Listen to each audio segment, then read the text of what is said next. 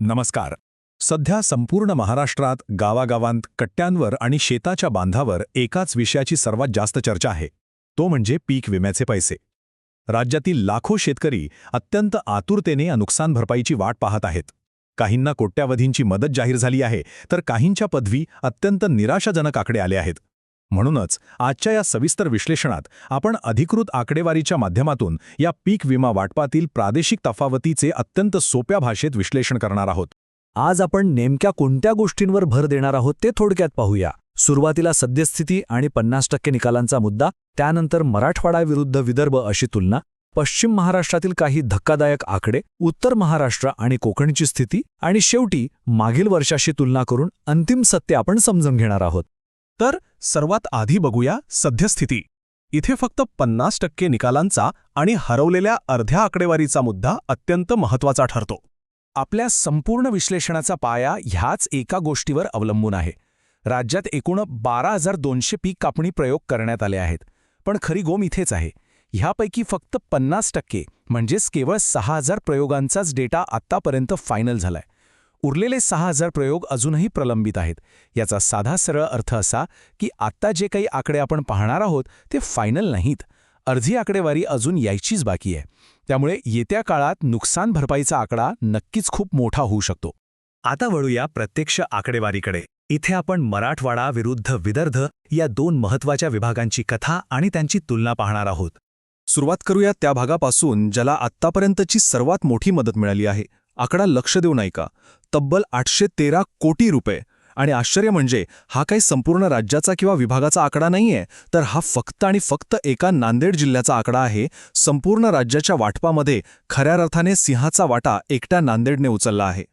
अर्थात नांदेडसोबतच मराठवाड्यातल्या हिंगोली, परभणी, जालना आणि छत्रपती संभाजीनगर या जिल्ह्यांचाही या नुकसान भरपाईत समावेश होतो.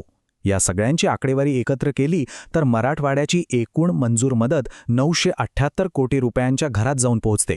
हा आकडा या विभागासाठी खरोखरच मोठा दिलासा देणारा आहे, यात शंका नाही. पण आता चित्र कसं एका झटक्यात बदलतं ते पाहूया. दोन शेजारील विभागांमधली तफावत इथे अत्यंत स्पष्ट दिसते. एका बाजूला मराठवाड्याला मिळालेले 978 कोटी रुपये आणि दुसऱ्या बाजूला विदर्भाच्या वाट्याला आलेले केवळ 66.53 कोटी रुपये. ही भौगोलिक तफावत इतकी मोठी आहे की ती लगेचच डोळ्यात भरते. आणि विदर्भाच्या या अत्यंत लहान वाट्यामध्येही आणखी एक वेगळीच गोष्ट आहे. विदर्भाला जे एकूण 62.53 कोटी मिळालेत ना, त्यापैकी जवळपास निम्मी रक्कम म्हणजेच 31 कोटी रुपये एकट्या गोंदिया जिल्ह्याला मिळालेत. उरलेली रक्कम वर्धा, बुलढाणा आणि इतर जिल्ह्यांमध्ये विभागली गेली आहे. प्रत्येक जिल्ह्याची परिस्थिती कशी पूर्णपणे वेगवेगळी असू शकते याचं हे उत्तम उदाहरण आहे. इथून पुढे आपण जाणार आहोत पश्चिम महाराष्ट्राकडे. इथे काही असे धक्कादायक आकडे आणि अपवादात्मक स्थिती समोर आली आहे, ज्यामुळे सध्या प्रचंड चर्चा आणि वादविवाद सुरू आहे. पश्चिम महाराष्ट्रात सोलापूर, सातारा आणि सांगली या जिल्ह्यांचा समावेश करून संपूर्ण विभागाला एकूण 12.73 कोटी रुपयांची मदत जाहीर झाली आहे. इतर विभागांशी तुलना केली तर ही रक्कम मुळातच खूप कमी वाटते.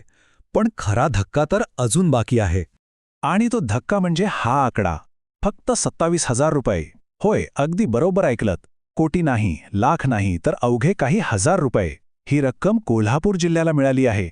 संपूर्ण राज्याच्या यादीत कोल्हापूरचा हा आकडा एक मोठा अपवाद ठरतो. साहजिकच एवढ्या तुटपुंजा रकमेमुळे शेतकरी वर्गात प्रचंड नाराजी आहे आणि व्यवस्थेच्या निकषांवर अनेक प्रश्नचिन्ह निर्माण झाली आहेत. आता हा विश्लेषणाचा नकाशा पूर्ण करण्यासाठी आपण वेगाने उत्तर महाराष्ट्र आणि कोकण विभागाकडे वळूया. उत्तर महाराष्ट्राला एकूण 131 कोटी रुपयांची मदत जाहीर झालीय. पण यातली लक्षवेधी गोष्ट बघा, या 131 कोटींपैकी तब्बल 118 कोटी रुपये एकट्या अहिल्यानगर जिल्ह्याला मंजूर झाले आहेत.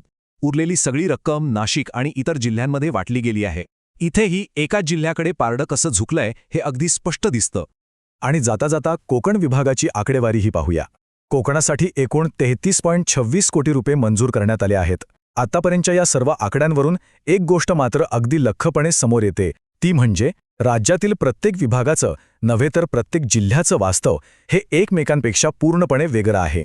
चला तर मग आता या सगळ्याचं अंतिम सत्य आणि तुलना करून एक विस्तृत चित्र काय तयार होतंय ते समजून घेऊया.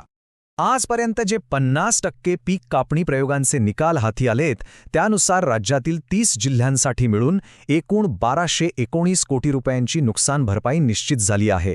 हे झालं आत्तापर्यंतचं फायनल पिक्चर. पण आपण सुरुवातीलाच म्हटल्याप्रमाणे 6,000 प्रयोगांचे निकाल यायचे अजून बाकी आहेत. तज्ज्ञांच्या अंदाजानुसार जेव्हा हे उरलेले निकाल पूर्णपणे हाती येतील तेव्हा ही नुकसान भरपाईची रक्कम जवळपास दुप्पट होऊ शकते. म्हणजेच आपला हा अंतिम आकडा थेट 2200 ते 2300 कोटी रुपयांच्या घरात जाण्याची दाट शक्यता आहे. आता ही तुलना जरा बारकाईने समजून घ्या. गेल्या वर्षी केवळ एका नैसर्गिक आपत्तीच्या निकषावर राज्याला तब्बल 2700 कोटी रुपये मिळाले होते आणि यावर्षी आत्तापर्यंत संपूर्ण राज्यासाठी मिळून 1219 कोटी रुपये मंजूर झालेत. एकीकडे खतांचे बियाण्यांचे वाढते भाव, शेतीचा वाढता खर्च आणि दुसरीकडे त्या तुलनेत कमी वाटणारी ही आर्थिक मदत. यामुळेच सध्या अनेक भागांमध्ये एवढं निराशेचं वातावरण का आहे याचं उत्तर या फरकामध्ये दडलंय. शेवटी एका अत्यंत महत्त्वाच्या प्रश्नावर आपण थांबूया.